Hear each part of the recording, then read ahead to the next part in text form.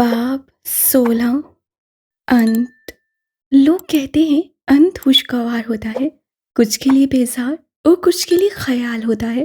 कर तुमने वक्त को परखा हो, जिंदगी की सही तल्ख परखा हो, चाहे तुम पे गम की आंधी हो, जिंदगी रही तुम्हारी बांधी हो, तब तुमको होगा इल्म जहां का। अंत बाज सफा बस अंत होते हैं, साकिन सामित साकित कर देने वाले। कुछ किस्से बस एक ही जगह रोक देने वाले। अंत को ना जोड़ो खुशी से, कहानियों को ना हमेशा मोड़ो अपनी कमी से। एक वक्त, मुद्दत, साथ, समय बाद, गहरी सांस हवा के सपुर्द करते, लबों पे मुस्कुराहट लाए। हाँ मान लो, अंत बाज सफा महज अंत होते हैं। आसमान पे स्याह बादलों का पहरा था, दिन में रात का सा समा था। सड़कों पे ढेर सारा पानी था, यक ठंडी हवाएं अज़ां जामिद किए दे रही थीं। वो बारिशों से बेनियाज फिजाओं से रूठा शख्स इस्लामाबाद सेंट्रल जेल के अंदरूनी हिस्से की तरफ बढ़ रहा था। उसके अंदर दाखिल होते ही दरवाज़ा बंद कर दिया गया। बाहर की उजली रोशनी खत्म हो गई और अब उसका वजूद अंधेरे में था। उसके साथ चलता सिपाही हाथ में टॉर्च लिए उसे रास्ता दिखा रहा था, साथ साथ कुछ बड़बड़ा भी रहा था। कैस गंभीर उसे सुने बगैर आगे चल रहा था, उस मुलाकात की ओर जो एक अरसे से टाली गई थी। एक आखिरी मुलाकात। गंभीर महल के लॉन में लगे पौधों की चिट्टी तराश हराश के बाद हालत निखर सी गई थी। रंग बिरंगे फूल निकालकर क्यारियों में सुर्ख रंग के गुलाबों की तादाद में इजाफा किया गया था। नए पेंट और मरम्मत के बाद महल मजीद शाहाना नजर आने लगा था। मुलाजमीन की वर्दियां स्याह सफ़ेद से सुरमाई रंग में बदल गई थीं। रफ्ता रफ्ता गंभीर महल के तमाम मकीन गैर महसूस अंदाज हुई निचली मंजिलें मुंतकिल हो गए थे। दरमियानी मंजिल उस शख्स के लिए मुख्तस हो गई थी जिसे महल के मुकीनों ने हिद्दाए गैर कर दिया था, और वो राजी था या शायद बेजार। बारिश के बाद मौसम सुहाना हो गया था। बादलों की सुरमाई टोलियां नीले आसमान पे राज कर रही थीं। सारे में चल-थल हो गई थी। एक थके हारे दिन के बाद वो घर लौटा तो मुलाजिम उसका बैग उठाए उसके हक में चलने लगे। किसी के पास उसका लैपटॉप था तो किसी के पास उसकी फाइल्स। कोट उससे हुद बाजू पे डाल रखा था। आस्तीन के कफ मोड़े उसके चेहरे पे थकावट नुमाया थी। अंदर जाने वाले दरवाजे को देख वो एक लम्हे के लिए रुक गया। ना अंदर ताज़ा हवा का गुजर, न कोई उसके लिए इंतजार करता हुआ। गर्दन तिरछी करके देखा तो लॉन में एसल बैठी नजर आ रही थी। अंदर जाने का इरादा तर्क करते हुए वो ठंडी सांस भरता लॉन में रखे सोफों की तरफ आया, जहाँ एसल स्कूल का काम करती नजर आ रही थी। कैस को देखा तो निगाहें दोबारा किताब पे झुका दी। तवील मुद्दत से एक मुलाकात कर्ज उस कर्ज के भोर से आज़ाद होने के लिए वो उसकी तरफ चला आया। चल लम्हे खड़े होकर उसे ड्राइंग बनाते हुए देखता रहा। उसके हाथ में भला की नफासत थी, कैस सराहे बगैर ना रह सका। आइसक्रीम खाने चलोगी? उसके करीब खड़े होकर पूछा। एसल ने निगाहें उठाई, चंद सानी उसे रखती रही। मम्मी मुझे आपके साथ जाने नहीं देंगी। तुम अपनी बात करो, जाना चाहती हो? वो चंद लम्हे गौर से उसे देखती रही, फिर गैस से उसे अपनी किताबें बैग में रखते हुए देखा। चॉकलेट फ्लेवर, फरमाइश नोट करवाती वो कुर्सी से उतर आई। 9-10 साला वो बच्ची अपनी उम्र से 2-3 साल बड़ी लगती थी। अब तो काफ़ी समझदार और रिजर्व भी हो गई थी, लेकिन आंखें और अंदाज से अम्मा वक्त एक बाक़याना तासुर रहता था। थोड़ी देर बाद गैस की गाड़ी एक आइसक्रीम पार्लर के बाहर खड़ी थी। गाड़ी के शीशों से बारिश की बूंदें माथा पीटते हुए टकराती और पलट कर वापस चली आती। एंसल अपनी आइसक्रीम खा रही थी जबकि गैस बस चम्मच चला रहा था। उसकी सारी सोचें तो उस शहर पे शामिल थीं जहाँ वो दोनों साथ थे। कुशल और सुनसा एहसास था जो उसके दिल में उतर गया था। वैसे तुम्हारी मम्मी बहुत नाराज होंगी। उसे रुकबत से खाते हुए देख गैस को मीरा के रवैये की फिक्र क्यों सताई ये वो खुद भी नहीं जानता था। पता है मुझे, लेकिन वो इस वक्त मुझे देखने बाहर नहीं आती क्योंकि उन्हें पता है मेरे ट्यूटर के आने का वक्त है। अपना ट्यूटर कैसा लगता है तुम्हें? एसल के बाल बार बार उसके चेहरे पे आ रहे थे। उन्हें हटाते और बाल दोबारा चेहरे पे गिरने लगते। अच्छा है, सख्ती कम करता है, काम से ज़्यादा। उससे निगाहें उठाकर गैस को देखा। आपको अच्छा नहीं लगता? मुझे अच्छा ना लगता तो गंभीर महल में दिखाई भी ना देता। नरमी से कहते हुए वो आगे को हुआ और उसके बाल चेहरे से हटाने लगा। जाने की उसे ख्याल आया था, अगर उसकी कोई बेटी होती तो बहुत अच्छा बाप होता, शायद बेहतरीन। बाकी सब छोड़ो, तो मुझे ये बताओ, नाराज हो मुझसे? किस स्वाद के लिए? आइसक्रीम पिघल रही थी, सो वो तेजी से चम्मच घुमाने लगी। मैंने कुछ वक्त पहले तुम्हें कहीं भेजा था। लंबे घने बालों को चुटिया की तरह बल देते हुए मोहब्बत से पूछा। साथ बेख्तियार दोबारा ख्याल आया, वो एक अच्छा बाप बन सकता था। शायद, नहीं, यकीनन। ख्याल यकीन में तब्दील हुआ। तुम्हें बुरा लगा होगा ना? वो नाराज होने वाली बात तो नहीं थी। आइसक्रीम के साथ इंसाफ हन्नूस जारी रहा। यानी नाराज नहीं हो? उसके रंगीन क्लिप्स अब वो माथे पे गिरते बालों पे लगा रहा था। हेजल मुंह अपने सर उठाकर उसे देखा। उसकी थोड़ी पे आइसक्रीम लगी थी, थोड़ी सी नाक पे भी। मैं आपसे इससे नाराज हूँ क्योंकि आप मुझे लेने नहीं आए थे। आपने कहा था आप आएंगे। ये वही शिकवा था जो उस बच्चे ने 2.5 सालों में पहली बार किया था। मैंने वहां सबको बताया था आप मुझे लेने आएंगे, लेकिन आप नहीं आए। झूठ बोला था आपने। कैस गंभीर उसे देख कर रह गया। उस बच्ची का नाम रखने वाला वो खुद था। उससे पहली बार बाजू में उसी ने भरा था। मेरा उसकी सगी बहन नहीं थी। फिर कौन सी वो डोर थी जो उसे एसिल से बांध रही थी। काफ़ी देर उसे देखते रहने के बाद उसे याद आया, एसिल उसकी ज़िंदगी में उस छोटी बहन का किरदार अदा कर रही थी जो एक सानिया की नज़र हुई, उस बेटी की कमी पूरी कर रही थी जिसकी उसे हमेशा ख्वाहिश थी। मैं आना चाहता था लेकिन। सीनियर की वजह से नहीं आए? उसी तरह सादगी और टोटो का अंदाज से पूछ रही थी। कैस चंद लम्हे कुछ बोल नहीं सका। उसने एसिल के चेहरे पर कुछ खोजा तो महज नफरत नजर आई। मुझे पता है आप उसी की वजह से नहीं आए। वो जब से आई थी हम सबके दरमियान बहुत प्रॉब्लम्स आ गई। मेरी और आप भी उसी की वजह से नाराज हैं, है ना? अगर उसे लगा था कि 2024 में वो किसी 9 साल बच्चे से घर के राज और जहरीला माहौल मुखफ़ी रख सकता है, तो आज तड़-तड़ बरसी बारिश का वो शोर उसे गलत साबित कर रहा था। वो सुनसा उसे तक रहा था, यकटक बगैर पलक झपके। ऐसा नहीं है, वो बहुत अच्छी लड़की है। उसकी वजह से हमारे दरमियान कुछ नहीं आया। उसका बस नहीं चलता था वो खुरच कर उसके दिमाग से हराफात निकाल दे। कम ऑन, झूठ मत बोले। मैंने सब सुना है। मेरी अब भी उसी के साथ है ना?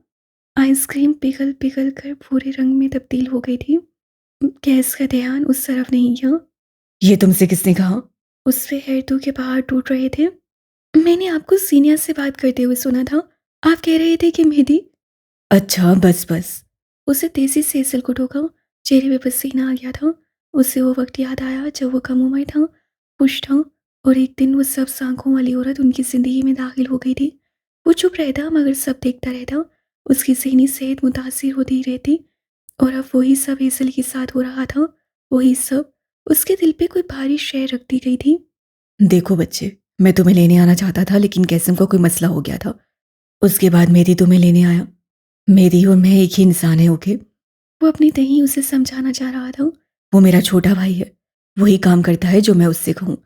हम दोनों के दरमियान कोई फासला थोड़ी है। और उसे समझ न आया क्या तावीलें दे।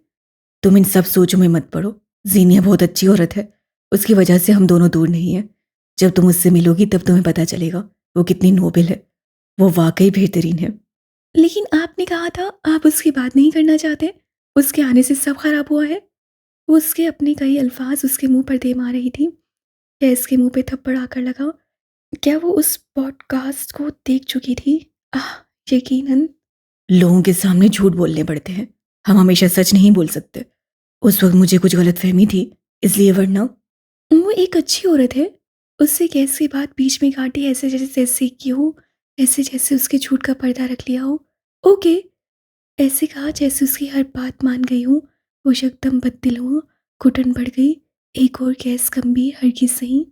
अगले कई मिनट एसल आइसक्रीम के नाम पे उस पूरे पानी को चम्मच से खाती और कुछ बोलती रही। गैस बेध्यानी से उसकी बात सुनता रहा। बाहर बरसी बारिश लम्हा ब लम्हा तेज सर होती गई। कराची पोर्ट पे लोगों का बेतहाशा रश था। ये मुल्क की सबसे मसरूफ बंदरगाह है, जहाँ हम्मा वक्त लोगों का समंदर रहता है और सामान की आमदोरफ्त जारी रहती है। लोग थके हुए बेजार चेहरे लिए अपने सफ़र को निकलते हैं, तो कुछ के चेहरों पे मुसरत भी झलकती है। कुछ ताजिर होते हैं और कुछ बदकिस्मती से स्मगलर्स। चेहरे पे मास्क लगाए, एक कंधे पे सफरी बस्ता डाले, वो अपने इर्द गिर्द से बेनियाज अपने साथ खड़ी औरत को देख रहा था जो स्याह रंग के अबाया में मलबूस थी। तभी उसका फ़ोन बजा। उससे मोबाइल कान से लगाया। उसके साथ खड़ी औरत के कागजात जाली थे। क्योंकि कोई इस मुल्क में उसकी आमद पे सवाल नहीं उठा सकता था, लेकिन इस मुल्क में आते ही उसका ज़मीर मुतमईन था, क्योंकि ये मुल्क अपना था। वो कितने मिनट जहाज़ के सीनों पे खड़ी आसपास देखती रही। उर्दू। कितने वक्त बाद अपने करीब उसने हर शख्स को उर्दू बोलते सुना था। मीठी महबूब जुबान। इंसान आधी दुनिया घूम ले, मुल्क वापसी ऐसी होती है जैसे किसी ने सर्दी से थरथराते हुए परिंदे को परों में ढांप लिया हो। कितने लोग थे जिनसे उसका कोई रिश्ता नहीं था, लेकिन वो हमवतन थे। ये भी तो एक ताल्लुक है। चलें, देर हो रही है। वो मुसलसल फ़ोन पर किसी से राब्ते में था। कई मामलात तय करते हुए सीनियर ने पहली बार उसकी बजाय सरज़मीन पे गौर किया था।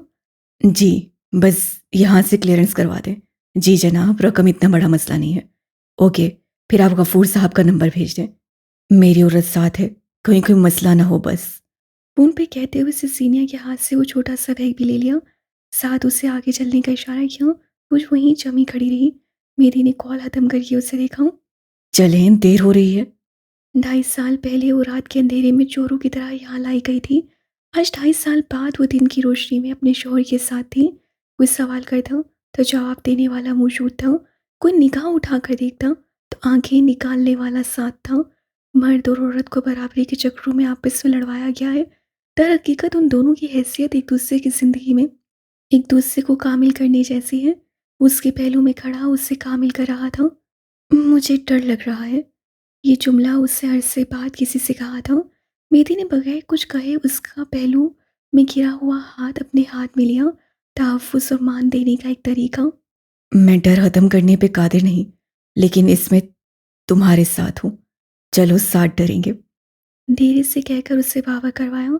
फिर यूं ही उसका हाथ थामे आगे बढ़ाया। सराफात से भी कुछ लोग खड़े थे जिन्होंने जल्दी से उसके हाथ से बैग लिया। सीनियर ने निगाहें उठाकर देखा तो यूं लगा जैसे निगाह पथरा गई रह गई हो। मेहदी गंभीर के हाथ से बस्सा लेने वाले कौन थे उसे नहीं पता, मगर जो उसके सामने खड़ा उसे खुशामदीद कह रहा था वो हाकिम नवाब था। मेहदी उनसे कुछ कह रहा था। ये कोई रिवायती सुसर और दामाद नहीं थे। यहाँ तक कि उन दोनों में से किसी ने मुसाफे के लिए भी हाथ नहीं बढ़ाया था। हाँ, मगर उसके साथ खड़े उसके शौहर ने उसका हाथ छोड़ा भी नहीं था। वो दोनों क्या कह रहे थे वो नहीं सुन रही थी। उसकी निगाहें बस अपने बाप पे जमी थी। यहाँ से कुछ घंटों का फासला है, गाड़ी से जल्दी पहुँच जाएंगे। उससे हाकिम को कहते हुए सुना। आंसू बेख्तियार उसकी आंखों से बह निकले। उसे लगा था वो अपने बाप से मोहब्बत करना छोड़ चुकी है, मगर वो बूढ़ा मर्द आज भी उसकी पहली मोहब्बत था। उसे यकीन था इस आवाज़ को सुनते, इस आदमी को देखते ही उसके हौसले ख़त्म हो जाएंगे, नफ़रत की दीवार गिर जाएगी। हाकिम ने एक नज़र सीनिया को देखा। उनके चेहरे के किसी भी तासुर को पढ़ने से वो नाकाम रही। मुझे पहले आपकी यकीन दिलानी चाहिए। वहाँ जाकर हमारे लिए कोई मसाइल तो नहीं होंगे? गाड़ी की तरफ जाते हुए संजीदगी से पूछ रहा था। मेरे होते हुए किसी की ये जरूरत नहीं है, तुम बेफिक्र हो। हाकिम ने कहा, आपके होते हुए मुझे मेरे घर से निकालकर दूसरे मुल्क भेजा गया था, आप भूल गए हैं। वो तड़प कर बोली। अब क्या हाकिम ने दूसरी बार उसे देखा? उसका चेहरा नहीं देख सकते थे। शायद अच्छा ही था, कहाँ आंखें मिलाई जाती। कई लम्हे वो चुपचाप उसे देखते रहे, बगैर कुछ कहे खामोशी से, ऐसे जैसे उसकी मौजूदगी महसूस करना चाह रहे हों। कई लम्हे बाद आगे बढ़कर उसके सर पे हाथ रखा। चंद लम्हे थपकते रहे, फिर हाथ हटा लिया। कितने वक्त बाद सर पे आसमान आया था। घर चलते हैं। बरसों के फासले थे, यूं लम्हे भर में ख़त्म होना नामुमकिनात में था, मगर उसके अंदर की बेटी चाहती थी वो बाप के गले लग कर देखे। वो जो सर्द गर्म देखाई थी अब एक महफूज आगोश देखे। लेकिन वो बगैर कुछ कहे गाड़ी की तरफ बढ़ गए। सीने को गुस्सा भी आया, हिद्दत भी महसूस हुई, और दूर कहीं महरूमी भी कचोके लगाने लगी। उस शख्स से वो आज तक मूव ऑन नहीं कर सकी थी।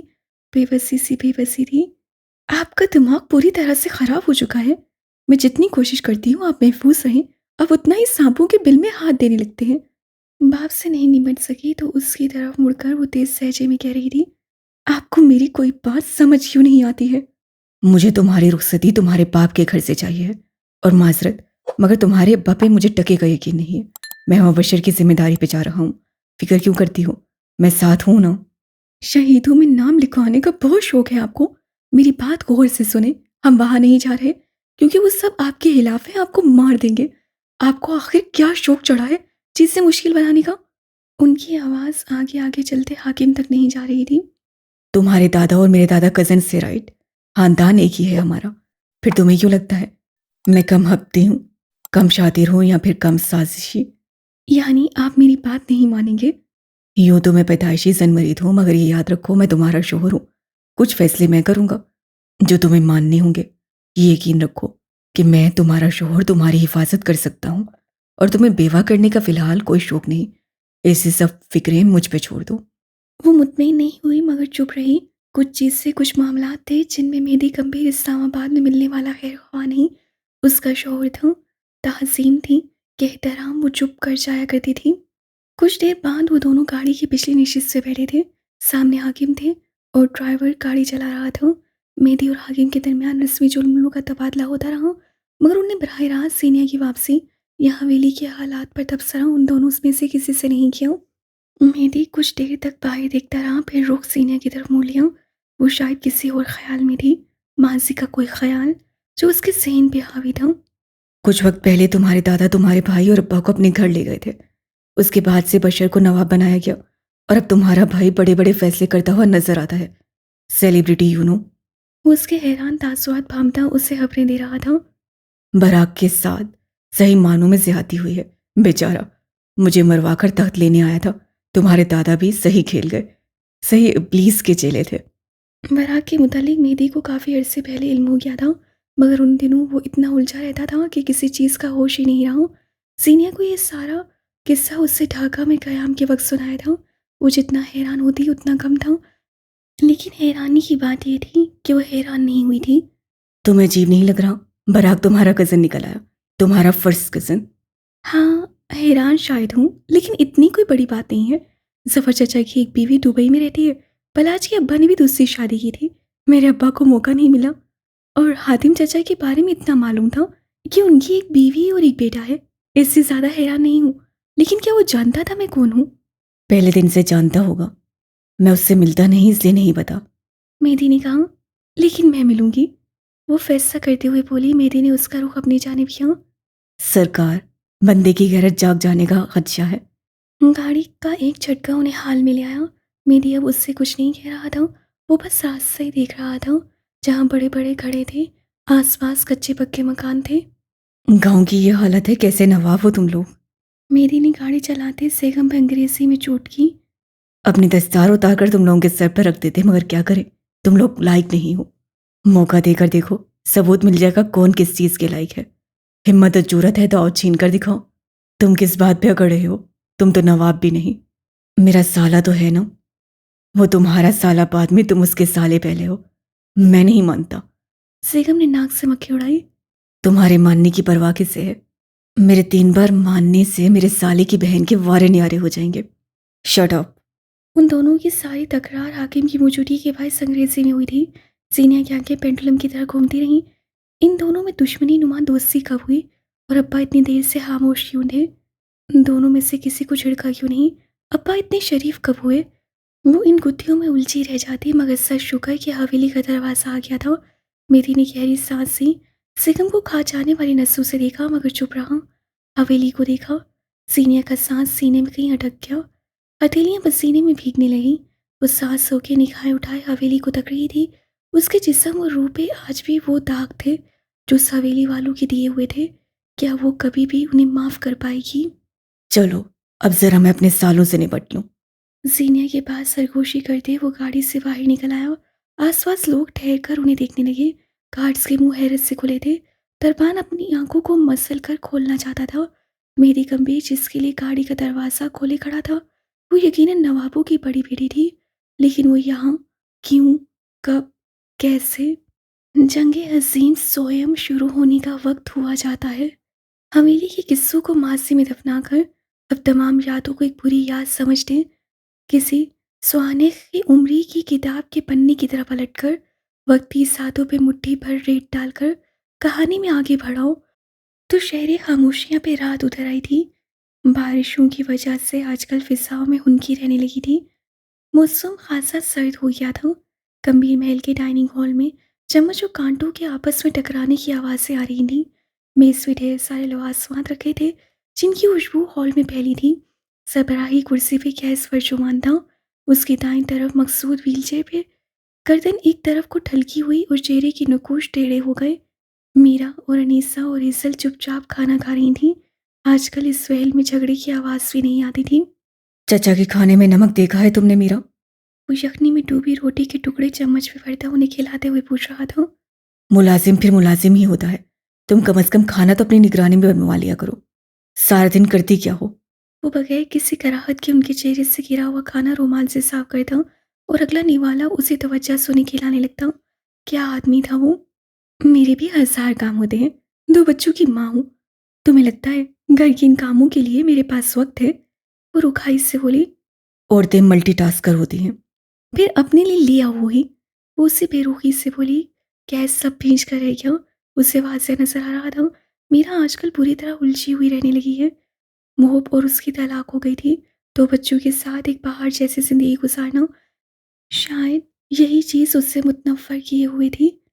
ऊपर से इज़िल की हठधर्मी दिन ब दिन बढ़ती जा रही थी। शायद मीरा अपनी तलाक पे पछता रही थी। कैस वीरा से निगाहें हटाकर एक बार फिर मकसूद की तरफ मुतवज्जो हो चुका था। दिमाग कहीं जगह उलझा हुआ था। यूं ही बेख्तियार उसे कोई एहसास हुआ जिसके तहत उसे निगाहें उठाकर डाइनिंग हॉल के दरवाजे की तरफ देखा, जहाँ पहले कोई आहट हुई। कैस का दिल जैसे छकड़ा गया।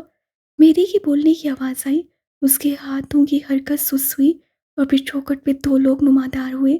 कैस गंभीर की सारी दुनिया चलकर खाक हो गई। ज़ीनिया, हाकिम, मेहदी गंभीर के शाना बशाना खड़ी थी। सुनहरे सफ़ेद डाइनिंग हॉल में मौत जैसी खामोशी छा गई। वो बिना पलक झपके दरवाजे की तरफ देख रहा था। दिल धड़क रहा था और निगाहें एक रुख पे साकित। इन्हें आप सब जानते होंगे। जीनिया हाकिम, मेरी बीवी।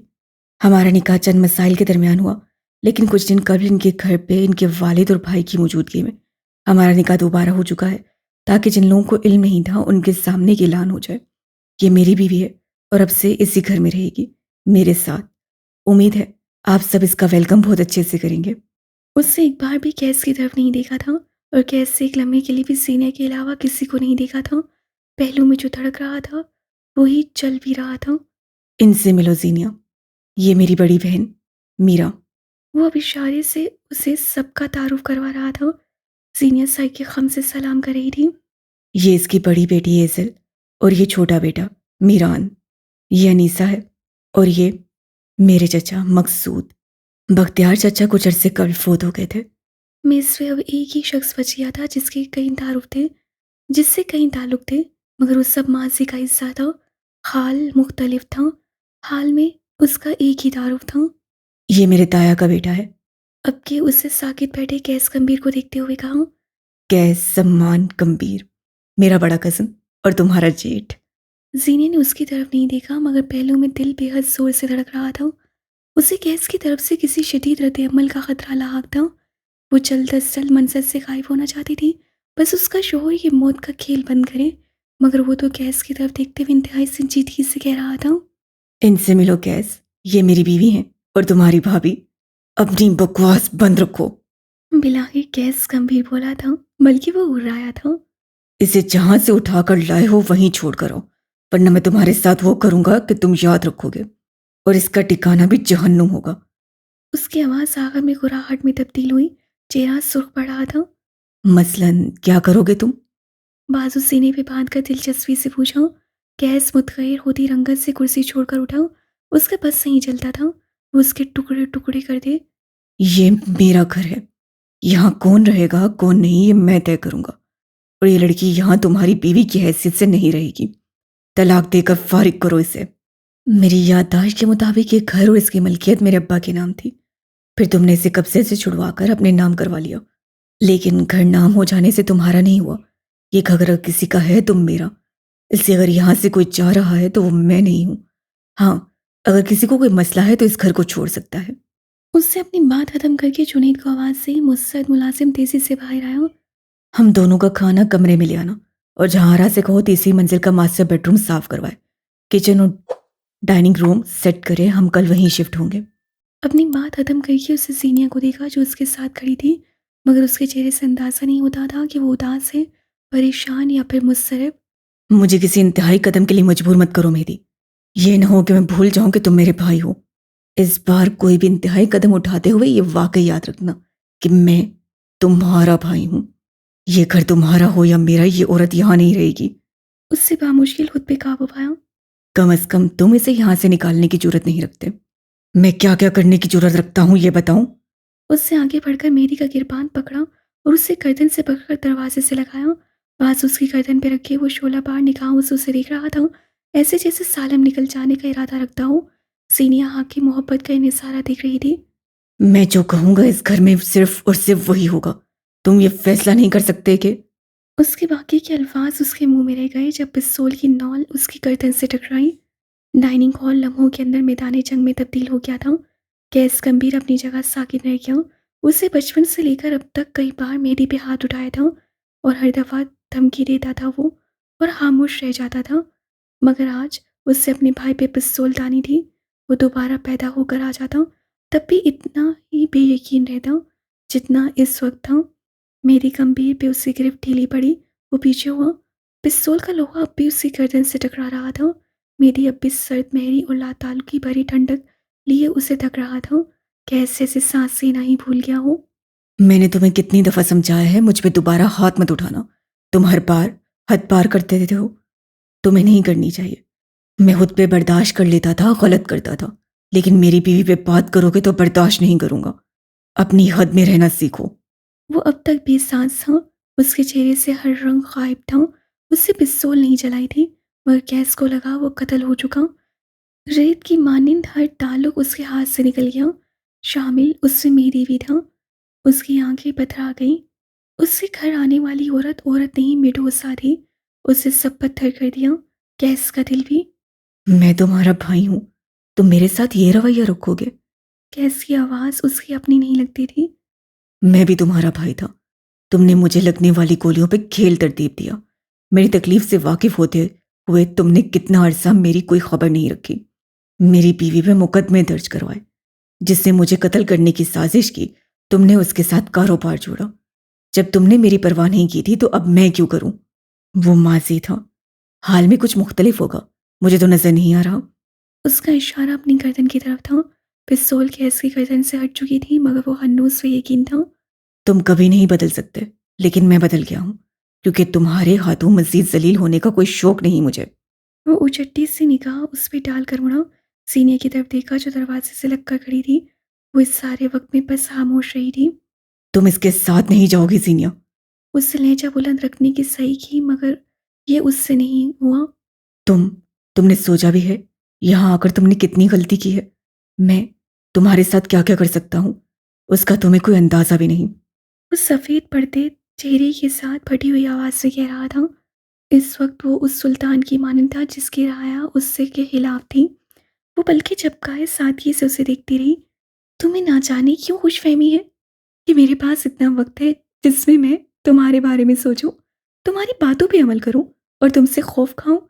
मेरी तरफ से इजाज़त है, जाओ दुनिया इधर की उधर कर दो। उसकी आंखों में आंखें डालकर कहते हुए वो आगे बढ़ गई। मेरी भी वहां रुका नहीं था। कैसे उन दोनों को एक साथ उसके अपने गंभीर महल में कदम उठाते हुए देखा, और बस सीख ही सका। हॉल से सीने और सीनों से कमरे के दरवाजे के बंद होने तक वो चौखट पे खड़ा रहा। वो उसके सामने किसी और के साथ गई थी। क्या वो कभी भी इस तकलीफ से निकल सकता था? नहीं, कभी भी नहीं। कमरा कुशीदा था, मगर सीनिया को यूं लगा जैसे अभी उसका दम घुट जाएगा। रैक पे ढेर सारे सामान सेट थे, इस सादात में कि उसका जी चाहा फौरन आगे बढ़े और उसे तरतीब में ले आए। दीवार पे एक तरफ मेहंदी की तस्वीर थी जिनमें मुख्तलिफ ममालिक की सियाहत करता हुआ नजर आ रहा था। बेड की चादर मुख्तलिफ रंगों में डली थी। वो एक रंग की चादर भी डाल सकता था। ड्रेसिंग पे कितनी ही चीज़ें बिखरी पड़ी थी। अलमारी के पट खुले थे। दीवार पे लटकी पेंटिंग स्याह सफ़ेद का एक मुसहम्मिल सा अमीज़ा थी। लम्हे के अंदर अंदर परफेक्शनिस्ट औरत ने निगाहें चुराने पे इक्तफा किया। शादी के बाद मोहब्बत चोंचलेबाजी के जुमरे से निकल आती है। उसे भी सिरेला खुद को वेलकम टू प्रैक्टिकल लाइफ कहा था। कुछ स्पेशल खाना है तो बताओ। जुनेद बहुत अच्छा शेफ है। वो कोट उतार कर पलंग पे उछालते हुए बोला। किसी भी चीज़ का तकल्लुफ मत करना प्लीज़। जितनी जल्दी यहाँ एडजस्ट हो जाओगी उतना ही आराम रहेगा। मुझे नहीं लगता कि मैं इस कमरे में कभी एडजस्ट हो सकूंगी। लगी लिपटी उससे पहले कब रखी थी जो अब रख दी। मेरी ठटक कर मुड़ा। जीनिया उसे नहीं देख रही थी। चीज़ें बहुत बिखरी हुई हैं। ये मेरे स्टाइल की सेटिंग है। सेटिंग है? उससे मुड़कर देखा तो मेरी शाकी तासुरात लिए उसे देख रहा था। हाँ ठीक है, वो उसकी पसंदीदा औरत थी, लेकिन यूँ उसकी सेटिंग पे सवाल या निशान उठाना भला कोई अच्छी बात थी? मास्टर बेडरूम में शिफ्ट होंगे तो ज़्यादा जगह होगी। तुम वहाँ जाकर अपनी पसंद से कुछ चीज़ें बदल लेना। उससे आता, उसे एडजस्टमेंट की आदत थी सो वो कर लेगा। Welcome to practical life part 2। वो पलंग की एक तरफ टिक गई। मेरी गुसलखाने में बंद हो गया था। कुछ देर तक पानी गिरने की आवाज़ आती रही, फिर खामोशी छा गई। कुछ देर बाद वो बाहर निकला तो सुरमाई शर्ट के साथ हमरंग ट्राउज़र पहन रखा था। गीले बाल तौलिए से रगड़ते हुए वो पलंग की तरफ आया तो सीनिया अभी तक उसी हालत में बैठी थी। मेरी ने उसे टोका नहीं, वो वक्त लेगी, उसे वक्त देना था। उससे एसी का रिमोट उठाकर ठंडक कम कर दी। वो हवेली में भी यही किया करता था। बीवी साहिबा को कमरा बेहद ठंडा पसंद था और शोहर साहब को नॉर्मल। कोई बात नहीं, कुछ वो बर्दाश्त कर रहा था, कुछ वो कर लेगी। थोड़ी देर बाद जुनैद उनका खाना देकर गया तो वो दोनों सोफों पे आकर बैठे। सीनिया हन्नूस उस चादर में मलबूस थी जो वो अपने घर से पहन कर आई थी। ये भारी है, इसे बदल लो। प्लेट में चावल निकाल दे, उससे दुपट्टे की तरफ इशारा किया। नहीं, ये ठीक है, मैं कंफर्टेबल हूँ। उससे चादर मज़ीद अपनी गिर लपेट ली। मेरी ने गहरी सांस से अपनी जगह से उठा और अलमारी की तरफ बढ़ा। मर्दाना कपड़ों के साथ कुछ जनाना कपड़े भी टंगे थे। शायद वो उसके लिए खरीदारी करता रहा था। उससे एक सूट से दुपट्टा निकाला और उसकी तरफ आया। ये मुझे दे दो यार, भारी है, इनमें गैर आरामदेह रहोगी। धीरे से उसके दुपट्टे की बुक्कल खोलते हुए उससे हल्का दुपट्टा उसकी तरफ बढ़ाया, जिसे सीनिया ने कंधों पे फैलाया। मेरी ने उसके खुले हुए छोटे बाल क्लिप लगाकर पीछे बांध दिए। ईज़ी हो जाओ, इस तरह तुम मुझे परेशान कर रही हो। वो अब उसके दोनों पैर उठाकर ऊपर रख रहा था। लम्हों के अंदर वो उसे पुरसुकून कर चुका था। सोफे पे गैर आरामदेह अंदाज में टिकी हुई वो लड़की अब बेहद आरामदेह थी। बालों को मुस्रिफ से अंदाज से बार बार पीछे करती हुई अब वो पहले से नॉर्मल थी। जुनैद की माँ भी इसी घर में काम करती थी, फिर उनकी वफ़ात के बाद हमने जुनैद को रख लिया। क्या खाना बनाता है। उससे चावल प्लेट में डालकर सीने को प्लेट थमाई और उस सामने बैठने की बजाय बाहर निकलने की राह ली। मैं 10 मिनट में आ रहा हूँ, तब तक तुम खाना खा लो, फिर कहीं चाय पीने चलेंगे। आप कहाँ जा रहे हैं? अपने बड़े भाई से कुछ मामला तय करने हैं, बस वहीं जा रहा हूँ। तुम फिक्र मत किया करो यार, हम दोनों ठीक हैं, हमारा चलता रहता है। मैंने आपसे कहा था हम कोई अलग घर ले लेते हैं, लेकिन आपको यहीं आना था। आजकल आप मेरी कोई बात नहीं सुनते। वो जाते जाते रुक गया, ठहर कर उसे देखा। कुछ बातें तुम नहीं समझ सकती, क्योंकि तुम्हें अपने ही खानदान वालों ने आउटकास्ट नहीं समझा, लेकिन मैं जो समझ गया हूँ उससे बहुत जल्द तुम्हें भी समझाऊंगा। मुझ पे यकीन रखो बस। सीनिया मुतासिब नहीं भी हुई थी, मगर उसे सर इस बात में हिला दिया था। मेरी बाहर निकल गया तो अपनी जगह से उठी। पहली फुर्सत में एसी की रफ्तार बढ़ाई, फिर अलमारी से अपने लिए एक जोड़ा निकाल कर ताज़ा दम होने चली गई। 15 मिनट बाद वो बाहर आई तो उससे कपकपी धारी होने लगी। एसी बंद करते वो वापस सोफे पर आकर बैठी और अपनी प्लेट उठाकर खाना शुरू किया। ठंडी चाय पीने वाली को ठंडे खाने से क्या फ़र्क पड़ना था। उससे अब एहसास हुआ कि मेरी जानबूझकर उसे अकेला छोड़कर गया है ताकि वो सुकून से खाना खा सके। समझदार आदमी, कभी कभी उस पर ख्वामखा प्यार आ जाता था। दूसरी तरफ गैस गंभीर के कमरे का दरवाज़ा खुला। वो जो पलंग की पानीती के करीब बैठा टांगे झुला रहा था, मेरी को देखकर उससे दांतों पे दांत जमा लिए। सुरमाई लिबास वाला मर्द आगे आया और दोनों एक दूसरे को जिन नसों से देख रहे थे वो नसें एक दूसरे को ख़त्म कर देने की सलाहियत रखती थी। वो वक्त गुजर गया जब आंखों में कहीं ना कहीं नरमी हुआ करती थी, जब वो किसी दूसरे मुल्क से उसके लिए सिक्के लाया करता था, जब वो दोनों वाकई भाई हुआ करते थे। तुम जो कर रहे हो बहुत गलत है मेरी। मुझे मजबूर मत करो कि मैं तुम्हें मार दूं और मुझे अफसोस भी ना हो। तुम्हें क्या लगता है कि तुमने मुझे अब तक क्यों नहीं मारा। वो उस उस्ताद की तरह पूछ रहा था जो खुद दाना हो। इसलिए नहीं क्योंकि तुम बहुत अच्छे हो, इसलिए भी नहीं कि मैं तुम्हारा भाई हूं, और इसलिए भी नहीं कि तुम जीनिया की नज़रों में मजीद बुरे नहीं बनना चाहते। वो झुका, कांटदार निगाहें वैसे ही रही। वजह तुम्हारा बाप है। तुमने अगर इस दुनिया में किसी से बेलौस मोहब्बत की है तो वो तुम्हारा बाप है, और उसने तुमसे कहा था कि अनस की हिफाजत करना। तुम करोगे ना। वो ढीला पड़ गया, कंधों पे पड़ा बोझ सिर का, चेहरे का तनाव कम हुआ। तुम कयामत के दिन अपने बाप के आगे सुरखरू रहना चाहते हो, इसे तुम मुझे मारना नहीं चाहते। लेकिन अगर कभी इरादा बदल भी जाए तो मैं बस याद दहानी करवा रहा हूँ कि जो पिस्तौल मैंने सिर्फ तानी थी मैं उसे चला भी सकता हूँ, क्योंकि आजकल जिंदगी से बहुत प्यार हो गया है। वो अपने बाप को नहीं बचा सका था, ये उसकी गलती नहीं थी, लेकिन एक 18 साल बच्चे के दिमाग में दुनिया के हर शख्स से ये बात भरती थी। कि अगर वो हिम्मत करता तो उन्हें बचा सकता था। कई साल उन्हें ना बचाने की गिल्ट में रहा, मगर कई साल उससे उनकी ख्वाहिशात बचाकर कफ़ारा अदा किया था। ज़ीनिया अगर कहती थी, अब्दुल्ला परत दर परत खुलता है, तो कुछ गलत नहीं कहती थी। मेहदी, तुम सब जानते हो जो तुम कर रहे हो वो गलत है, फिर भी तुम मेरी कोई बात मानने को तैयार नहीं हो। तुमने क्या किया था याद है? वो उसी मुतनफ़्फ़र अंदाज़ से बोला। तुमने उस औरत को जेल भेजा जो तुम्हारे ही भाई की इज्जत थी। तुमने उस पर जमीन तंग कर दी, फिर तुम उसके पीछे ढाका पहुंच गए। तुमने वो डरती है तुमसे, वो लोगों से बात करने से डरती है। तुम आधी रात को कॉल्स करके उसे हरासा करते रहे हो। एक बार भी ख्याल किया मुझ पे क्या गुजरी होगी? मैं आज आखिरी बार बता रहा हूं, मेरी बीवी से दूर हो, वरना उसकी हिफाजत के लिए उठाया गया मेरा कदम तुम्हारी जान ले लेगा और मुझे कोई अफसोस नहीं होगा। मेहदी का लहजा टोक-टोक था। वो इस घर में नहीं रह सकती, तुम्हारे साथ हरगिज नहीं। कैसे उसकी बाकी तमाम बातों पे लानत भेजते हुए अपने मकसद की बात कही। उसकी हालत ऐसी थी जैसे कोई दिल पे छुरी फेर रहा हो। मेरी असर लिए बगैर बोला। अगर कोई इस घर को छोड़ेगा तो वो मैं नहीं हूं। तुम मुझे ये घर छोड़ने का कह रहे हो? वो सीने पे उंगली रखे बेयकीनी से पूछ रहा था। ये तुम्हारा फैसला है। मुझे तुमसे और तुम्हारे कयाम से कोई फर्क नहीं पड़ता। बस जीनिया से दूर हो। सर मेरी से कहते हुए वो जैसे आया था उसी तरह बाहर निकल गया। केस कई लम्हे सर को हाथों में गिराए चुपचाप वहीं बैठा रहा। जी चाह रहा था एक पिस्तौल लोड करे, दोनों को मारे और पुरसुकून हो जाए, लेकिन उससे अपने हाथ देखे। कई लम्हे बस देखता ही रहा। यहाँ पहले ही खून के बड़े धब्बे थे, बड़े कत्ल थे, अब और नहीं। कत्ल हल तो नहीं था ना, यूं भी तो कत्ल उससे गिल्ट में डाल देते थे। चंद मिनट बाद वो अलमारी से कुछ कपड़े निकालते हुए बस्ते में डाल रहा था। चेहरा खतरनाक हद तक सपाट था। कमरा और गंभीर महल छोड़ते हुए उसे एक बार भी पलटकर उस कमरे की तरफ नहीं देखा जहां मेहदी और सीनिया थे। और दूरी बर्दाश्त कर सकता था, रकावत जानलेवा थी। जेल की उभरी हुई ईंटों वाली दीवारें मजबूती का पता देती थीं। कैदी बेजार चेहरे लिए बारिश से खौफसदा हो रहे थे। अब उन्हें कोठरियां साफ करनी पड़ती जाती। अब काम बढ़ जाना था। ये जेल थी, यहाँ बारिश में चाय और पकौड़ों की तलब नहीं होती थी। यहाँ जिंदगी की सीटी जाती थी। जेल की जिंदगी से निगाहें चुराते हुए मुलाकाती हिस्से की तरफ आओ तो दो लोग एक दूसरे के रूबरू खड़े थे, आमने सामने। स्यालीबाज से भीगा हुआ आदमी यासियत से उसे तक रहा था, जिससे उसके लिए क्या क्या बाजियां खेल डाली थी। दरमियान में शीशा था और दोनों ने हाथ लंबा करके फोन थाम रखा था।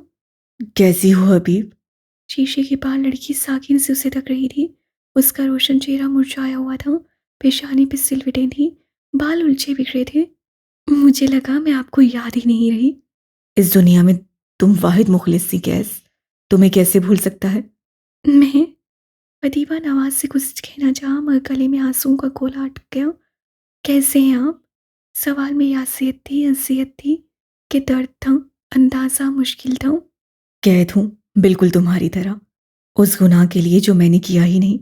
मोहब्बत मरहम से मेरा जुर्म कब बनी हबीब? जब आपने खुद को छोड़कर उससे चुना, कितना गलत कर दिया ना। सही कहती हो, मोहब्बत करनी थी और मैंने झक मार दी। वो हंसा मगर हंस ना सका। अंदर कहीं दिल में कोई दर्द उठा था, बेतहाशा, बेवक्त। कोई स्वीट, कोई होटल, कोई घर, कोई मेंशन, कोई विला ऐसा नहीं था जो उसे कैसम जैसा सुकून देता। उस इमारत की छत से सारा इस्लामाबाद नजर आता था। ये ऊंचाई, ये बुलंदी, यहाँ वो ऊपर था, बाकी सारी दुनिया नीचे। वो अपना घर छोड़ आया था क्योंकि उसे किसी और के साथ देखना मुश्किल था, और यहाँ आकर जो मिल रहा था वो गॉड कॉम्प्लेक्स के मारे इंसान का इलाज था। यूँ नहीं था कि इन गुस्से बरसों में वो उसे भूल गया था, मगर ये भी नहीं हुआ था कि वह हर शय त्याग कर उसका जोग लेकर बैठ जाए। उसके अंदर एक इश्क था, मगर उसके अंदर कैस गंभीर भी था, वो जिससे कैसम बनाया था। शहर को देखते हुए उसका मोबाइल थरथराया। पैंट की जेब से मोबाइल निकालते हुए उससे कॉल का जवाब अस्वाद में देते हुए मोबाइल कान से लगाया। कहो लुकमान वसीम। सर, हतीबा नवाज का मामला मजीद लटकाया जाना मुश्किल हो गया है।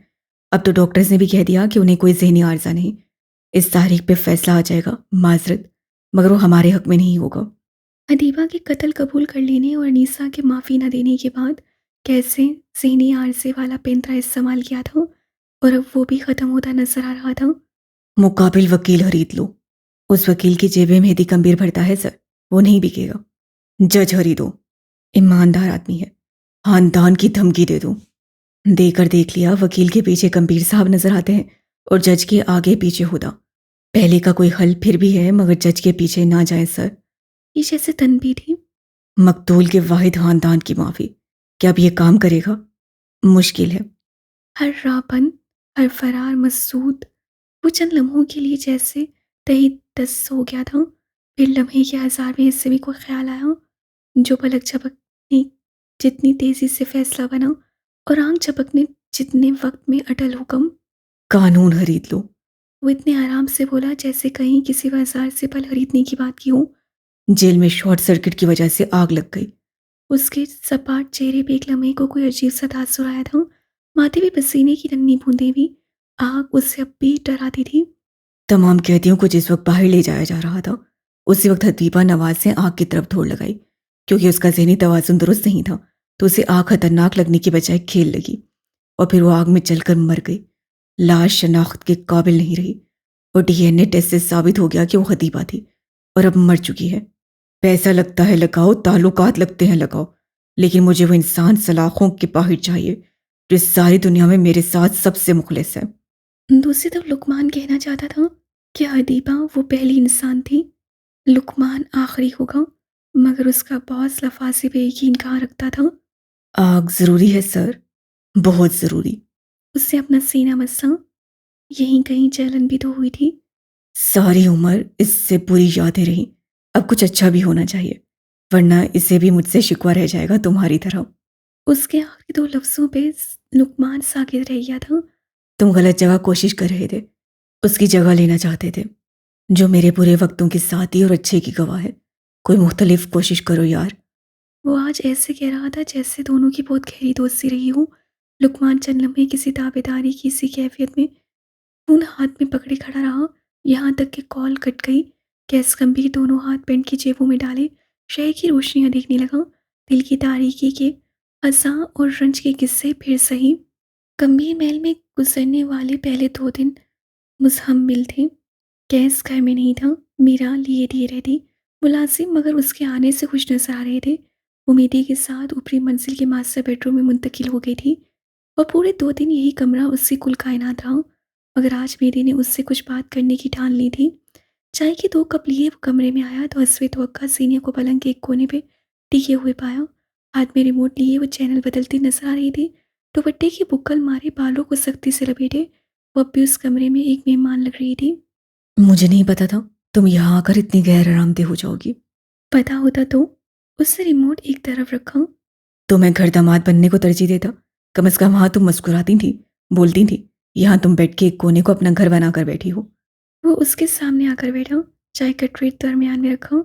कम से कम वहां से निकलने की जल्दी मुझे नहीं थी। उससे दोनों हाथ हवा में उठाए। उसी वक्त तो ये कमरा घर लगता था जब मेरी की आवाज़ यहाँ गूंजती थी। उसके सामान यहाँ वहाँ बिखरे रहते थे। उसके होने से मकान घर था। काश सारे नवाब मुझे दिल से कबूल करते, मैं तो वहां से वापस ही ना आता। बाज़ दफ़ा तो हम भी सब कुछ कबूल नहीं कर पाते। चाय का कप उठाते वो हल्की आवाज़ से कह रही थी, मगर मासी के झरोकों में झांक कर देखने पर उसे मालूम हुआ ये जुमला इतना भी आम नहीं था। मेरी ने उसका हाथ अपने हाथ में लिया और उसे हल्का सा दबाया। फिर मुस्तकीम लहजे में उसे कुछ बताया, कुछ बेहद हास। जो इंसान पुरानी बातों को भूलकर आगे नहीं बढ़ता, वो किसी दलदल में फंस कर रह जाता है। लेकिन मैं खुश हूं कि तुम आगे बढ़ाए। वो एक इंसान था, तुमने उसे इंसान होने का मार्जिन दिया। अच्छा किया। हवेली के उस दरवाजे से उन दोनों की बहुत यादें जुड़ी थी। कई बार उससे स्कूल से आते वक्त ये दरवाज़ा अपने बड़े भाई की मैयत में पार किया था। कई बार वो चोरी छुपे उसी दरवाजे से बाग की तरफ भाग निकले थे। कभी यहाँ से हंसते हुए किसी तकरीब को गए थे और कभी रोते हुए किसी महबूब दोस्त रिश्तेदार को जाते हुए देखते रहे थे। हवेली के गेट के उस पार बशर हाकिम नवाब खड़ा था। महंगा लिबास, जिस्म से उठती खुशबुएं, सेहतमंद खुशहाल मर्द। जीनिया ने अपने कदम अंदर की तरफ बढ़ाए। इस वक्त उसे कोई मेहदी गंभीर, कोई गैस, कोई हाकिम याद नहीं था। उसके सामने बशर था, उसका भाई, पहला सहारा, पहला दोस्त और पहला राजदार। मुझे लगा था मैं अब सारी जिंदगी तुम्हारे हाथ की बदजायका चाय पीने से महरूम हो गया हूँ। वो हंसकर बोला, हालांकि कमबख्त की आंखों में पानी था। लेकिन मुझे यकीन था मैं ज़िंदगी में तुम्हारी बीवी को चलने की मज़ीद मौके फ़राहम करूँगी। उसका लहज़ा गीला था, वही रहा। बशर कितने ही लम्हे आज़ुर्दगी से उसे देखता रहा। ज़ीनिया ने कितने ही मिनट बस उसे महसूस करने में काट दिए।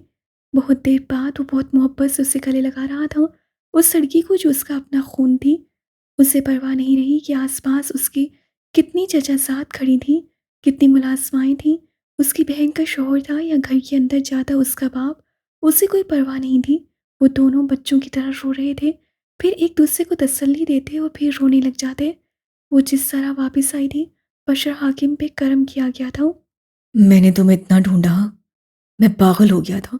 मैं बस खुद को इल्ज़ाम देता रहा था। अदा, तुमने मुझे उससे इतना दूर किया, मुझे कितना दुख हुआ था तुम जानते भी नहीं। तुम मुझसे राब्ता कर सकते थे। मैंने कितनी बार वहीद से कहा, मैंने उसकी हिचकी बन गई। उसी कमीज़ को मुट्ठी में दबोचे वो हिचकियाँ लेते हुए रो रही थी। अक में खड़ा मेरी चुपचाप खड़ा था। अपने भाई को देखकर उसकी ये हालत थी। और ये वही औरत थी जो यहाँ ना आने के मशवरे दे रही थी। वो औरत थी, हिफाजत के बंद बांध रही थी। और वो मर्द था जो हिफाजत के इंतज़ाम करके उसे यहाँ ले आया था। उसके होते हुए उसकी बीवी गैर महफूज रही तो तफ है उस पर। कुछ देर बाद वो दोनों हवेली की ऊपरी मंजिल में बने एक कमरे में थे। बशर सीनिया के सामने बैठा था, गर्दन नदामत से झुकी थी, जोड़े कंधे ढीले थे। कमरे के एक कोने में मेहदी भी था। उसे अपना आप यहाँ सख्त अजीब लग रहा था, लेकिन बाहर जाने पे भी उसे कोई खास प्रोटोकॉल नहीं मिलना था। मैं तुमसे माफ़ी माँगना चाहता था। शुरू-शुरू में मुझे तुम पे बहुत गुस्सा आया था, क्योंकि तुम मुझसे झूठ बोलती रहीं। फिर सब ठीक हो गया, लेकिन कुछ ठीक भी नहीं था। जीनिया ने उसके घुटने पे हाथ रखा। मुझे पिछली बातें नहीं दोहरानी। इस वक्त हम यहाँ हैं, साथ हैं। तुम मेरे लिए लड़ आए हो, यही बहुत है, बहुत ज़्यादा है। भूल जाओ सब। बशर उसे देख कर रह गया।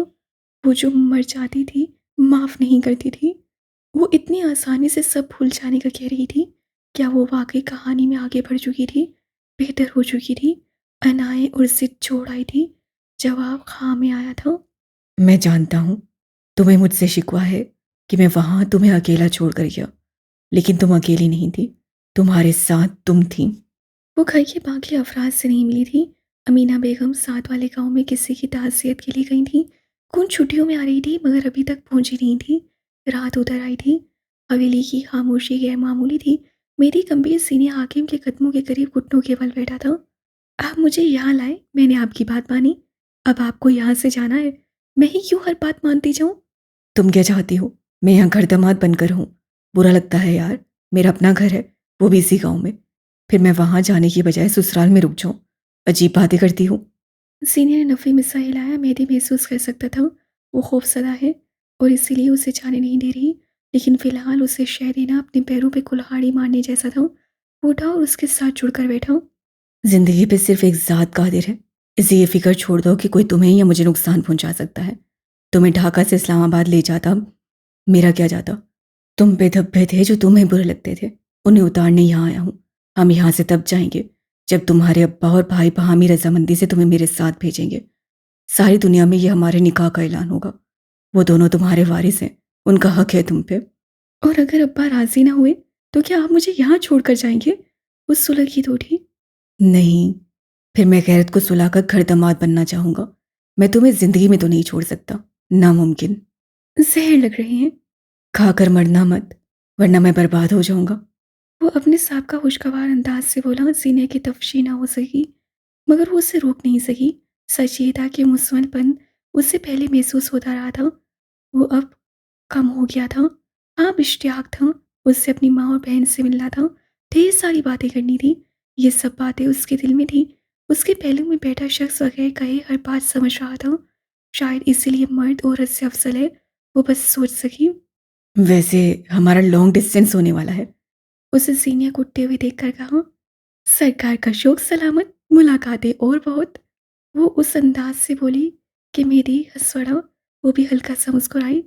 कुछ वो उसके रंग में ढल चुका था, कुछ वो उसके रंग में रंग रही थी। मोहब्बत जादू कर रही थी। मैं तुम्हें मिस करूँगा। एक ही रात की बात है। एक रात में कितने घंटे होते हैं जानती हो? आप है ना, रखिए सारा हिसाब किताब।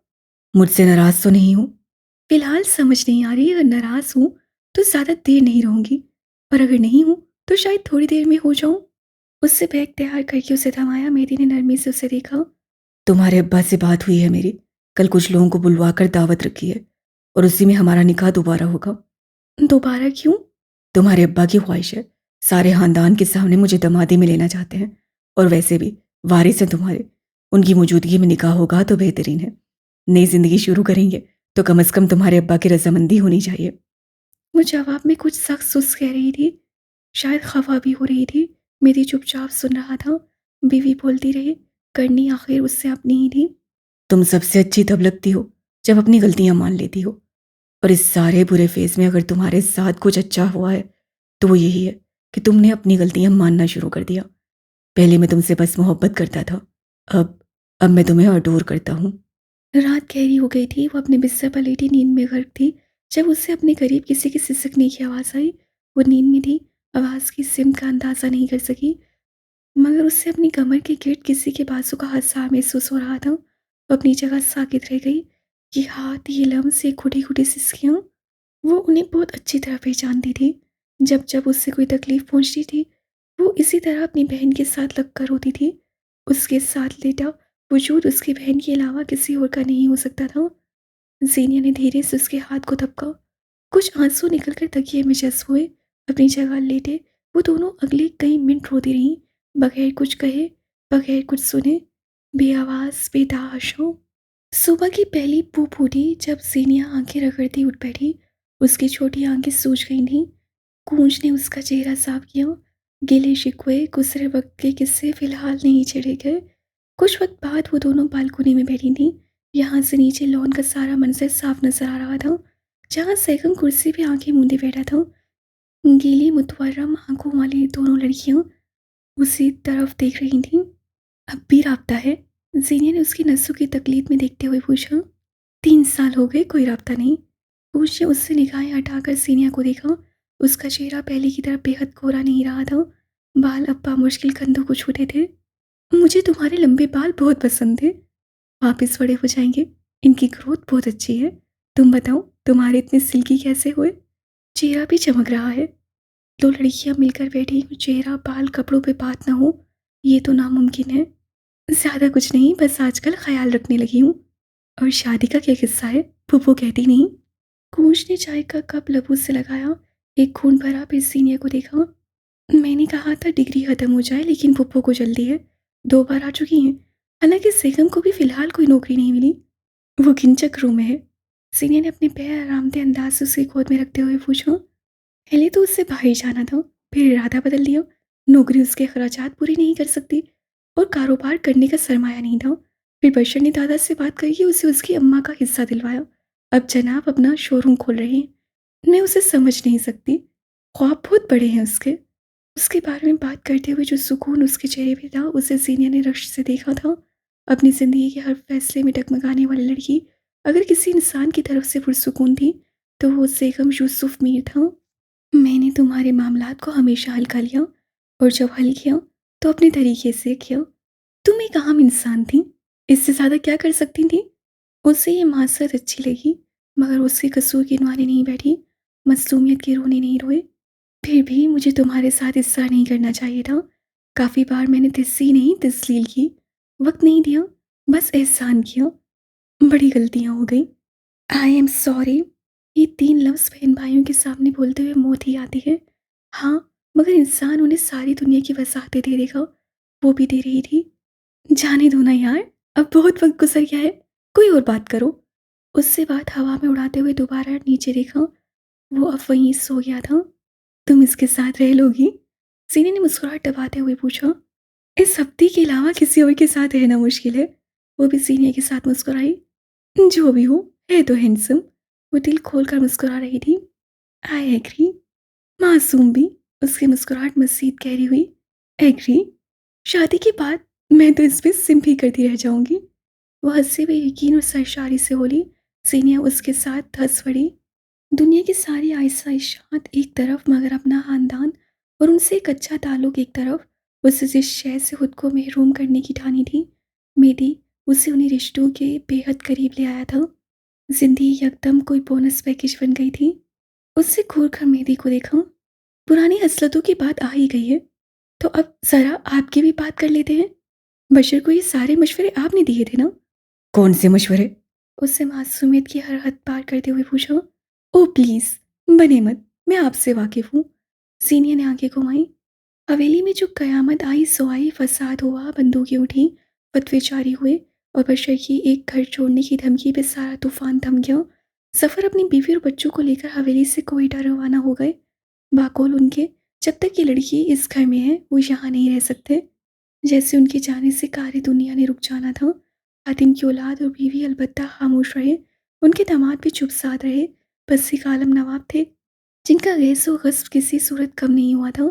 सो उन्होंने बशर की पेशी बुलवाई। जरगाह में आज एक दूसरे के सामने दादा और उनका महबूब पोता था, खानदान की वाहिद औलाद नरीना। जानते हो बशर, इस दुनिया में दौलत चली जाए तो वापस आ सकती है, घर चला जाए दूसरा लिया जा सकता है, लेकिन घर से बाहर निकली हुई औरत को दोबारा घर में नहीं लाया जा सकता। गैरत हर जज्बे पे भारी है, हर दौलत से कीमती। रोशन कमरे में भी बशर को उनका चेहरा धुंधला लगा। झूठी गैरत की धुंध में हटा धुंधला चेहरा। तुम्हें हमने सब दिया, इज्जत, दौलत, मोहब्बत, लेकिन आज हमें लगता है हम तुम्हें तुर्के में गैरत नहीं दे सके। ये तुमने क्या कर दिया बशर? तासुफ, मलाल, मलामत क्या नहीं था उनके लहजे में। बशर उनके करीब आकर बैठा। उनके बूढ़े छुरी सदा हाथ पे अपना हाथ रखा। गैरत ये नहीं कहती कि घर की औरत गलती करे तो उसे घर से बाहर फेंक दो। औरत बदकारी करे तो उसे तुर्रे मार मार कर खत्म कर देना चाहिए। मेरी बहन ने निकाह किया है और ये कोई गलत काम नहीं है। बदकार पे 3 गवाह लाए जाते हैं। आप लाएं 3 गवाह और मुझे यकीन है आप नहीं ला सकेंगे। उससे जिंदगी के 23 साल मेरे साथ गुजारे हैं। मैंने उसके किरदार में कोई खोट नहीं देखा। सिर्फ इसलिए कि उस पे हालात तंग हुए मैं उसे घर से बाहर फेंका हूं। ये गैरत है तो इस दुनिया का सबसे बेगैरत आदमी हूं। आलम ने उसका हाथ झटका जिस जिंदगी में पहली बार हुआ था। चाहे औरत बेकसूर हो, लेकिन अगर उसकी वजह से मर्द को जलील होना पड़े तो ऐसी औरत का ठिकाना कब्र होनी चाहिए। वो मेरी बहन है, मैं उसे नहीं मार सकता। तो फिर मुझसे सीखो। उन्होंने बशर के कंधों पे अपने दोनों हाथ मजबूती से जमाए। मैंने अपनी ही बीवी को अपने इन्हीं हाथों से मारा और मेरे हाथ एक लम्हे के लिए भी नहीं लड़खड़ाए, क्योंकि मैं गैरतमंद हूं। बशर को अपने कंधों पे अपने शफीक दादा का लम्स किसी फन वाले सांप के जिस्म की तरह महसूस हुआ। ढेर सारी रोशनी में जो चेहरा उसे नजर आया वो एक मुर्दार का था। वो औरत मेरे मामलात में आ रही थी। वो गैरत पे धब्बा थी मेरी। बहादुरी देखो बशर, मैंने उस औरत पे भी रहम नहीं खाया जिससे मौत के मुंह में जाकर मुझे आठ उला दे दी। और तुम एक बहन के लिए खानदान, इज्जत, गैरत, साख, हर शय त्याग रहे हो।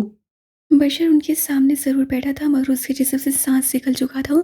दुनिया उसके सर पे गोल गोल चक्कर खा रही थी।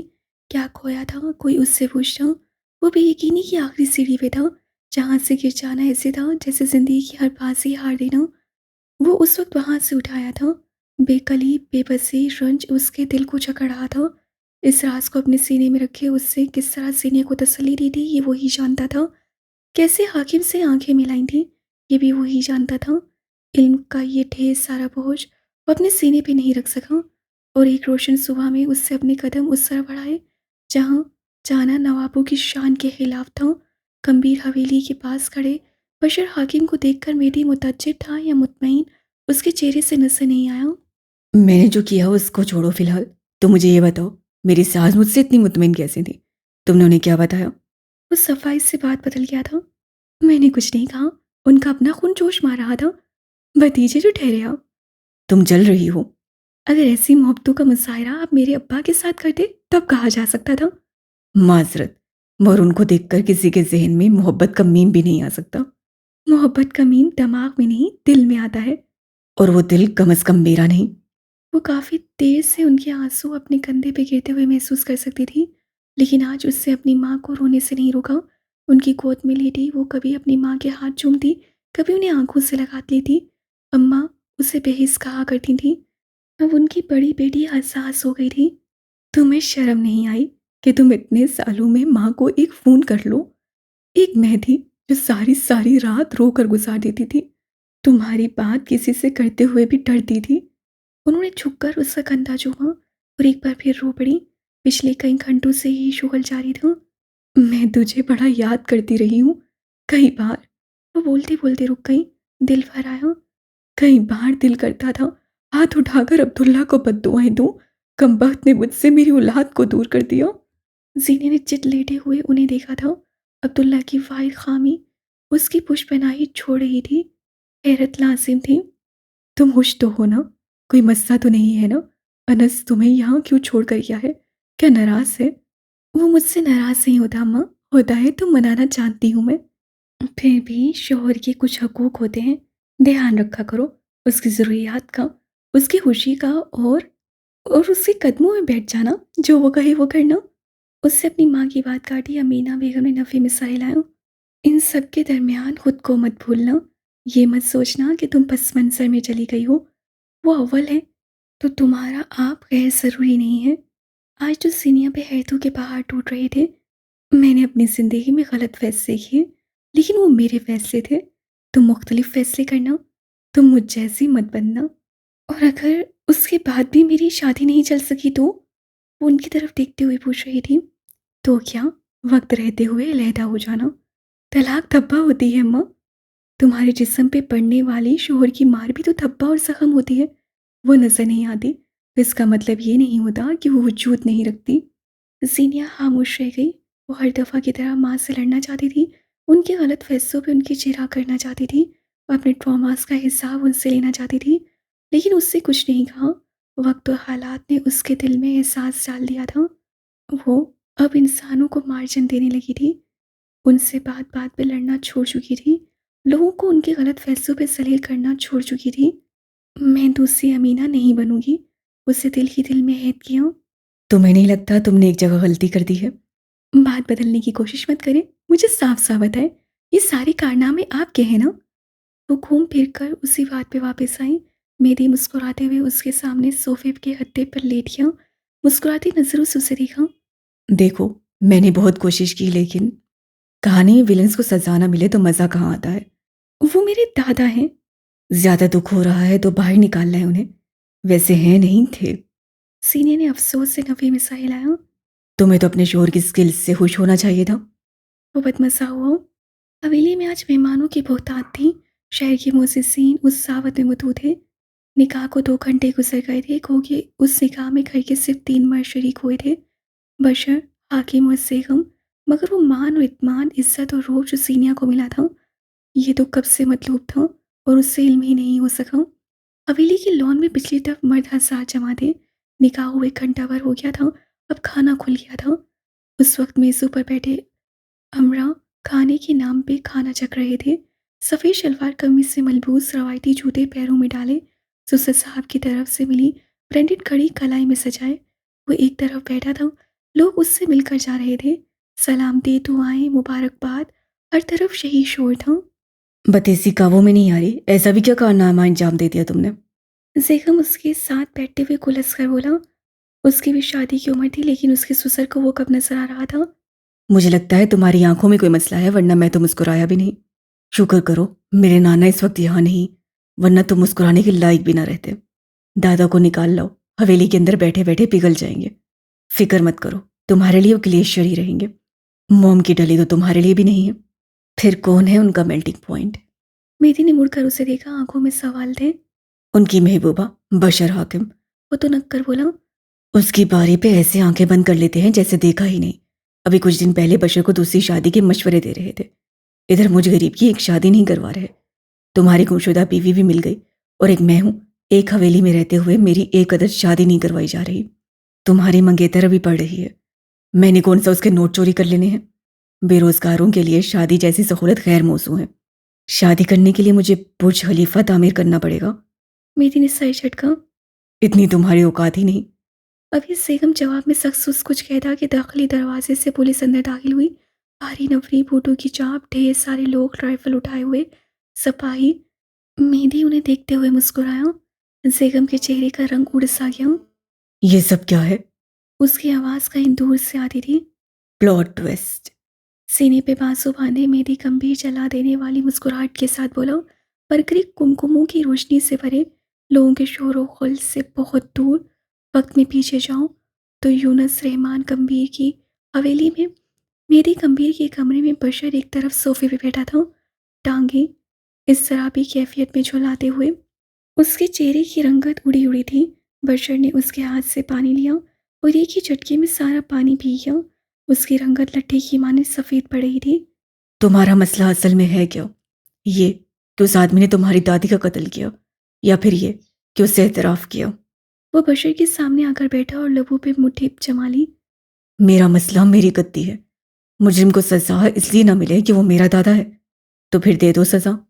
उन्होंने मुझे एक छोटी सी दुकान से उठाकर इस सारे इलाके का नवाब बना दिया। मैं जो महीने का हर्जा सोच समझ कर किया करता था, अब लाखों रुपए बगैर सोचे समझे उड़ा देता हूँ।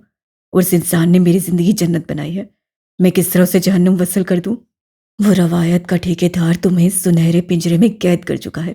तुम्हें क्या लगता है ये इतराफ़ तुम्हारे बाप के सामने क्यों नहीं हुआ? क्योंकि वो जानते थे तुम्हारे आगे उन्होंने तख्त नामी हड्डी फेंकी है, और अब तुम उससे रुख नहीं मोड़ सकते। याद रखो, तुम्हें जो दिया है अल्लाह ने दिया है, तुम्हें किसी ने नवाब नहीं बनाया। ये सब अल्लाह का काम है। आज दुनिया का सोचकर अगर उसे माफ़ कर दोगे या निगाहें चुराओगे, तो अगले जहान में खुदा के सामने गर्दन कैसे उठा सकोगे? ये ज़िंदगी आरजी है, 60 साल बाद दायमी ज़िंदगी का क्या होगा? बशर हनूज सोच चबा रहा था। इतनी बड़ी आजमाइश। मैं क्या कर सकता हूँ? सर हाथों में गिरा दिया। थाने की हवा खुलवाओ बड़े साहब को, कम से कम दुनिया को इल्म तो हो उससे क्या कारनामे अंजाम दिए हैं। क्या फ़ायदा, 2 दिन के अंदर अंदर वो बाहर आ जाएंगे। यहाँ कानून का काफ भी नहीं है, जिल्लत का जाल तो है। वो ने चमकती आंखों से बोला। चाहे 24 घंटे के अंदर बाहर आ जाए, तुम्हारा फ़र्ज पूरा हो जाएगा। मकतूल को इंसाफ मिलेगा। उन तमाम लोगों के दिल में खौफ बैठेगा जो गैरत के नाम पे कत्ल करते वक्त हिचकिचाते नहीं। बशर उस समय तसव्वुब का शिकार था, मगर हाल में वो मुतमिन था। कई साल पहले जब उसके बाप को इस हवेली से बेदखल किया गया था, वो तब भी इसी तरह मुतमिन था। मुजरिम महज मुजरिम होता है, किसी का भाई बाप या दादा नहीं होता। अगले कई लम्हा स्लो मोशन में हुए। पुलिस एहलकार अंदर से आलम नवाब को गिरफ्तार किए बाहर ले जा रहे थे। वो चीख रहे थे, गैस गस से कुछ कह रहे थे। कोई उनकी बात सुनने को तैयार नहीं था। वो खुद पे मुकदमा दर्ज करवाने वाले का नाम पूछ रहे थे। जवाब में जो नाम उन्हें सुनने को मिला था वो साकित रह गए। पलटकर उसे एक नज़र देखा।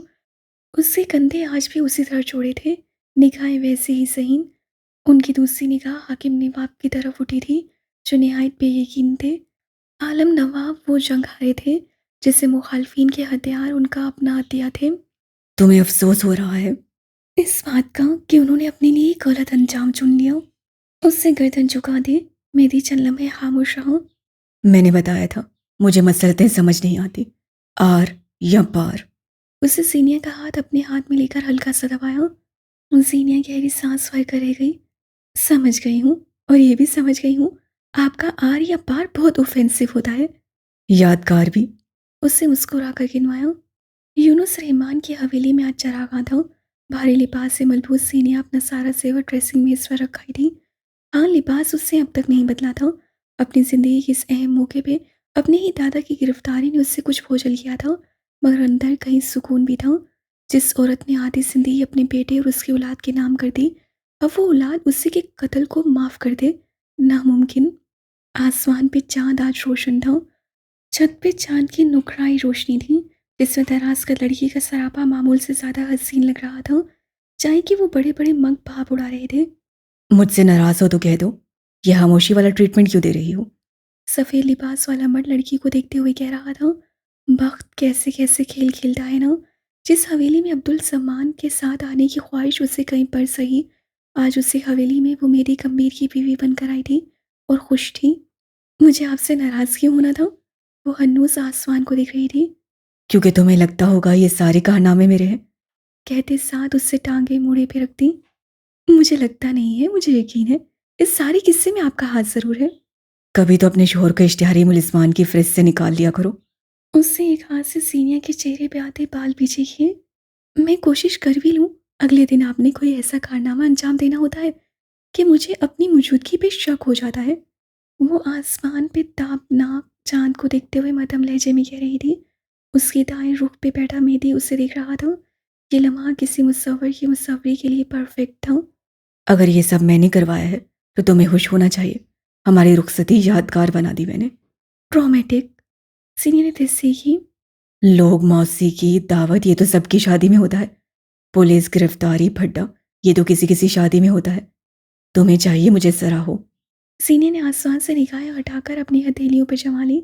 मेहंदी का पक्का रंग नक्शो निगार हथेलियों को मजीद पुरकशिश बना रहे थे। मेहंदी ने उसका एक हाथ अपने हाथ में लिया। मेरा नाम लिखवाया है? इश्तियाक से पूछा। ढूंढ सकते हैं तो ढूंढ ले। मेहंदी ने उसकी हथेली पे बनी टिक्की को गौर से देखा। सादा सी डिज़ाइन थी। वहाँ उसे कुछ लिखा नजर न आया। उससे हथेली पलटी और एक बार फिर तलाश में मसरूफ हुआ। इस तरह तलाश करेंगे तो इस सदी में नहीं मिलेगा। वो उसकी उलट पुलट से महसूस हुई। निचला लब दांतों तले दबाया। तुमने मेरा नाम लिखा है या किसी खुफिया एजेंसी का राज? वो झुंझलाया, फिर एकदम ठहरिया। सीनियर की उंगलियों के दरमियान उसे सुर्ख सा दफा नजर आया और अब वो मुस्कुराते हुए उसकी दो उंगलियों के दरमियान फासला बना रहा था। फिर बीच वाली उंगली और फिर छोटी उंगली। उसका नाम कुछ अलग तरतीब से लिखा था उंगलियों के दरमियान।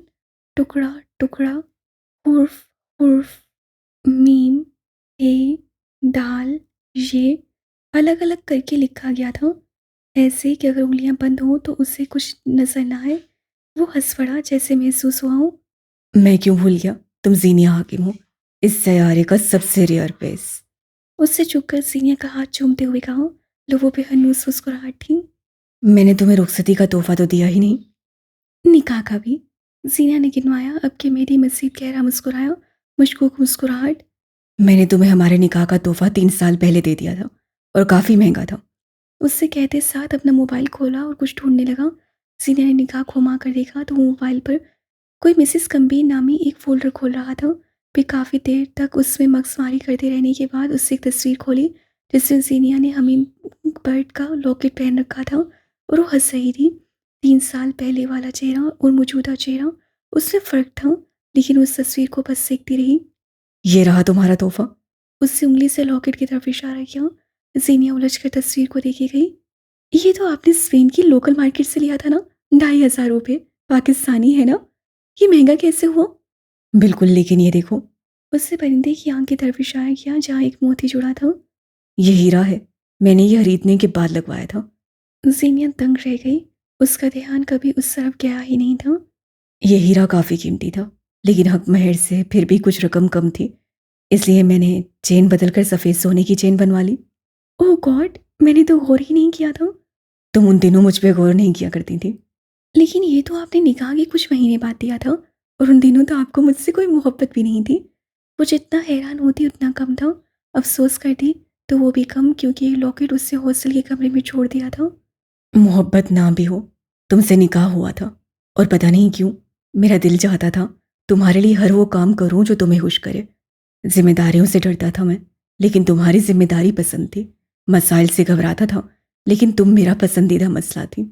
अजीब थी तुम, लेकिन तुमसे ज़्यादा अजीब मैं था, जो हर बार तुम्हारे पीछे आ जाता था। उसकी निगाहें हन्नूस सीनिया के चेहरे पे टिकी थी। तुम हमेशा से अगर अच्छी नहीं लगी तो बुरी भी नहीं लगी। मैं सारी ज़िंदगी तुमसे मोहब्बत कर सकता हूँ, सारी ज़िंदगी तुम्हें देख सकता हूँ, बगैर थके, बगैर बोर हुए।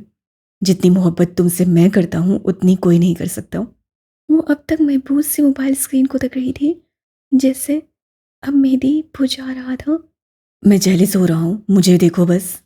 जीनिया ने निगाहें उठाकर उसे देखा। ये लॉकेट तो खो गया। इस वक्त मेहंदी को उससे प्यार आया। मैं नया ला दूंगा सरकार। लेकिन वो वैसा नहीं होगा। वो रंजीदा हुई। और करो मेरी नाकदरी। आपको मुझे बताना चाहिए था। उन दिनों में वो मर्द नहीं था जिसकी एफर्ट्स तुम्हें अच्छी लगती। लेकिन फिर भी आप करते रहे। अब मैं ठहरा, पैदाइशी जन मरीद, बिगड़ा हुआ रईसज़ादा, जिसके पास खर्च करने को बहुत पैसा था। एक अदद हसीन बीवी भी थी और दिल भी था। वो बातों को मजाक का रंग देना चाह रहा था, लेकिन सीनिया की आंखें नम हुई। उसे तशक्कुर से देख रही थी। ऐसा बहुत कम होता था। यार, अब ऐसे ना देखो, सर चढ़ जाऊंगा मैं। वो उसे देखते हुए मुसलसल मुस्कुरा रहा था। मुझे आपसे हर दिन नए सिरे से मोहब्बत हो रही है। It's scary. वो अपने अंदर की मनफी औरत को आज भी अपनी नींद नहीं सुला सकी थी। मुझे ऐसे ना देखें। वो उसकी निगाहों से बेबस हुई। आप मेरी आदतें बिगाड़ देंगे। मेरी ने अफसोस से नफे में सर हिलाया और चांदनी में नहाई उस लड़की को देखा। सब कह सकती हो, लेकिन वो 3 लफ्ज़ हैं जिन्हें सुनने को मेरे कान तरस गए। चाय पी ले। वो उन्हीं नम आँखों से मुस्कुराते हुए बोली। उसी पल मेहदी का फ़ोन थरथराया। कोई जवाब देने का इरादा फ़िलहाल मुलतवी न करते हुए उससे फ़ोन उठाया और उसे सामने से जो इत्तला मिली वो उसे एक लम्हे के लिए साकिन कर गई। गंभीर खामोशी में स्पीकर से निकलती उस आवाज़ को सीनिया हाकिम ने भी सुना था।